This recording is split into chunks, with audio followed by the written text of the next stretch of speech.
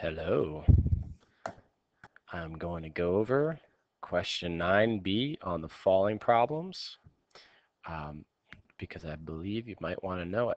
We'll see who goes online and watches this. Okay, so the idea is this. The skydiver is going to fall a distance down in free fall for 18 seconds. So there will be a free fall time of 18 seconds. Okay. At that point, she's in free fall, so the acceleration is going to be 9.8. To make life easier today, we'll just say that it's 9.8 and not the negative. Okay? I'm trying to do this on the mouse, so it's not the prettiest thing in the world. Okay. Her initial velocity is 0 there.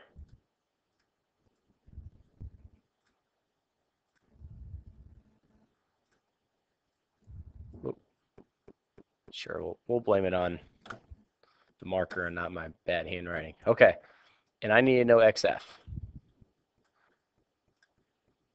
Then she is going to have constant velocity. If you read the question, I underline constant velocity for a certain distance with the parachute open. So if I say constant velocity, that means acceleration at that point is going to be 0. The initial velocity I give you is 6.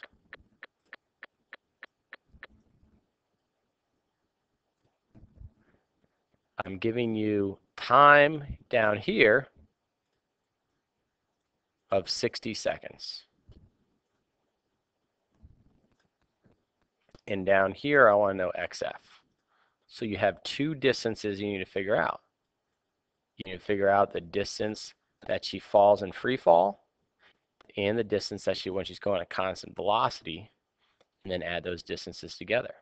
So for the free fall, you'll have acceleration 9.8, initial velocity 0. We can say initial position 0.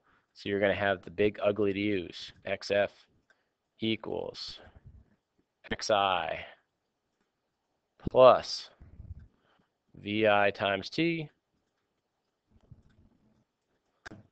plus 1/2 AT squared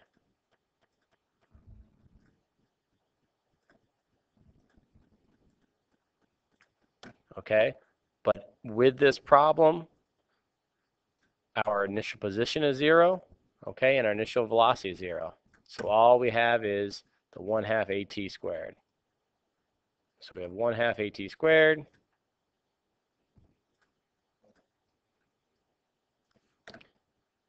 and we have, so we'll have 1/2 of 9.8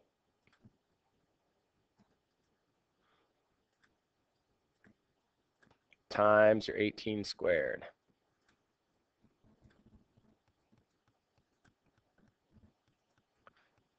You plug that in and you'll get a distance of 1587.6 meters. Okay. Then you have Missy go in at a constant velocity. So you need to find the distance here. So we have, again, we can say either way. We can get the distance, say initial position 0, or we can just say her initial position is going to be now 1587. Either way, if you're used to saying initial position is 0, get an answer, and then add it to what you get up here, that's fine. But I can say initial position plus initial velocity times time, and in this case, our initial velocity is going to be 60. Whoops. Okay, so our initial velocity times time, which will be 60, is, I'm sorry, initial velocity is 6, and our time is 60. And the 1/2 AT squared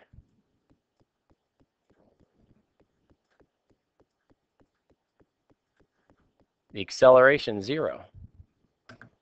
So our 1/2 AT squared would be gone. So all you have is the 1587 plus the 6 times 60. So the entire distance that you'll travel after the entire 78 seconds will be the 1587.6 plus the 6 times 60, and you get 1947.6.